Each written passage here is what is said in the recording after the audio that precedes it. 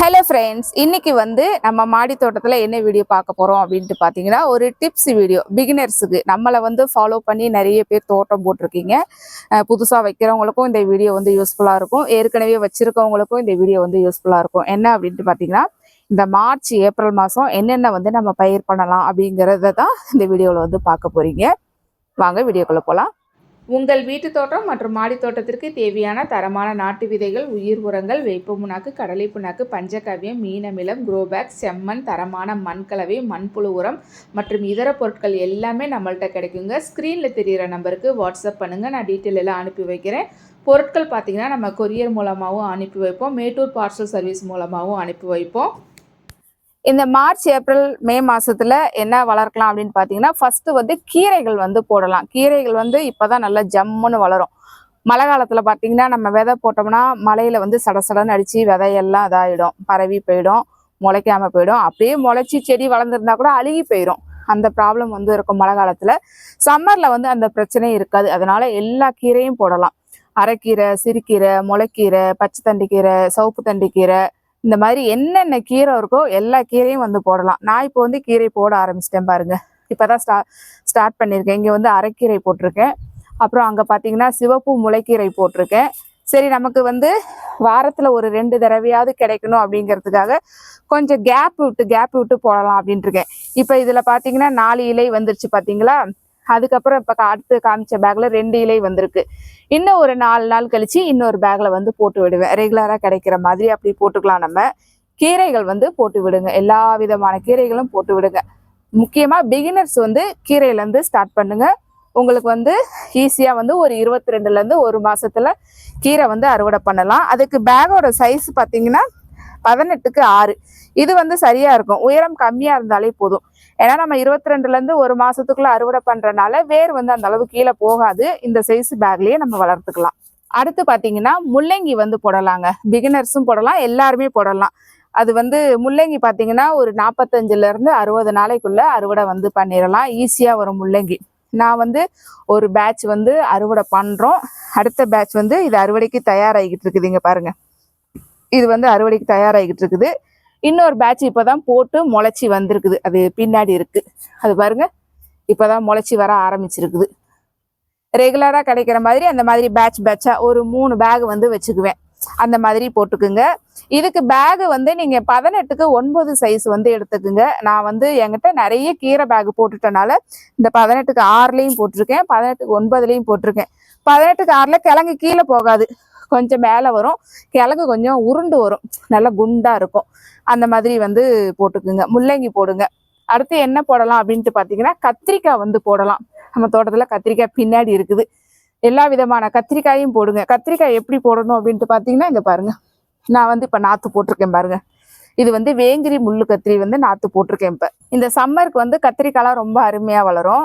எல்லா விதமான கத்திரிக்காயும் போடுங்க. இந்த மாதிரி சின்ன பாட்டில் மண்ணை இப்படி சமப்படுத்தி விட்டுட்டு அது மேலே விதைகளை தூவி விட்டுட்டு கொக்கோபிட் பவுடர் இருக்குது பார்த்தீங்களா, அதை வந்து மேலாப்பில் போட்டு மூடி விட்டுட்டு தண்ணியை வந்து பூவாளி வச்சுருந்தீங்கன்னா பூவாளியில் விடுங்க. அந்த விதை வந்து ரொம்ப மூடிடவும் கூடாது. நம்ம தண்ணி ஊற்றும் போது மேலேயும் தெரியக்கூடாது. அதை வந்து பார்த்துக்குங்க. அதுக்கு தக்கன தண்ணி விட்டுட்டே வந்தீங்க அப்படின்னா உங்களுக்கு விதை வந்து ஒரு 10 நாளையில் முளைச்சி வந்துடும். கத்திரி விதையெல்லாம் முளைக்கிறதுக்கு கொஞ்சம் டைம் எடுக்கும். ஒரு வாரத்துலேருந்து 10 நாள் ஆகும். முளைச்சி 22லேருந்து ஒரு மாதத்துக்குள்ளே நடவு பண்ணிடணும். இவ்வளோ உயரம் வந்துடும் ஒரு மாதத்துக்குள்ளே. நடவு அந்த பிஞ்சு பருவத்தில் நம்ம நடவு பண்ணாதான் நமக்கு ஈல்டு வந்து நல்லா கிடைக்கும். அதுக்கு என்ன பேக் சைஸ் எடுத்துக்கலாம் அப்படின்ட்டு பார்த்தீங்கன்னா 12க்கு 12 சைஸ் வந்து எடுத்துக்குங்க. ஒரு செடி வந்து நடவு பண்ணுங்க, அதுக்கு மேலே நடக்கூடாது. அடுத்து வந்து தக்காளி, இந்த நாட்டு தக்காளி நடவு பண்ணலாங்க. சம்மரில் வந்து நாட்டு புளிப்பு தக்காளி நல்லா வரும். இது பாருங்க, நான் அந்த கான்லேயே அதை தூவி விட்டுருக்கேன். ஏன்னா டப்பாவில் வந்து அந்த சின்ன டப்பாலனால இதுலேயே தூவி விட்டேன். இது கொஞ்சம் இன்னும் கொஞ்சம் வளர்ந்ததுக்கப்புறம் எடுத்து நடவு பண்ணலான்ட்டு இருக்கேன். தக்காளி நடவு பண்ணுங்க. பச்சை மிளகாயும் போடுங்க. பச்சை மிளகாயும் வந்து போடலாம். நான் கத்திரிக்காய்க்கு என்ன மெத்தடு சொன்னானோ அதையே வந்து பச்சை மிளகாய்க்கும் போட்டு விடுங்க. நாற்று போட்டு 22லேருந்து ஒரு மாதத்துக்குள்ளே எடுத்து நடவு பண்ணுங்க பச்சை மிளகாயும். அதுக்கப்புறம் என் பின்னாடி பாருங்க, கான் போட்டிருக்கேன் பார்த்தீங்களா. கான் இப்போ தான் போட்டிருக்கேன். எல்லா விதமான கானும் வந்து போடலாம். மஞ்சக்கான், சிகப்பு கான், மல்டி, வெள்ளை, என்னென்ன கலர் கான் இருக்கோ எல்லா கானும் போடலாம். கானுக்கு முடிஞ்ச 15க்கு 12 சைஸ் பேக் வந்து எடுத்துக்குங்க. கொஞ்சம் பெருசா இருந்தா நல்லா இருக்கும். அதுக்கு அந்த சைஸ் பேக் வந்து எடுத்துக்குங்க. அதுக்கப்புறம் காராமணி வந்து போடலாம். செடி காராமணி, கொடி காராமணியும் போடலாம். நான் போட்டிருக்கேன் பாருங்க. கொடி காராமணியில இது சிகப்பு காராமணி. பச்சை காராமணி அறுவடை முடிய போகுது. அங்க இருக்குது. செடி கொடி வந்து கொஞ்சம் காய ஆரம்பிச்சிருச்சு. குட்டை காராமணி, பச்சை நீட்டு long bean, red long bean இது எல்லாமே வந்து போடலாம். அதுக்கப்புறம் பார்த்தீங்கன்னா இந்த செடி அவரை வந்து போடலாம். செடி பட்டாவரை, செடி கோழி அவரை இதெல்லாம் வந்து நீங்கள் போட்டு விடலாம். அதெல்லாம் வந்து சம்மரில் ஈஸியாக வளரும். அதுக்கப்புறம் வெள்ளரி, எல்லா விதமான வெள்ளரியும் போடுங்க.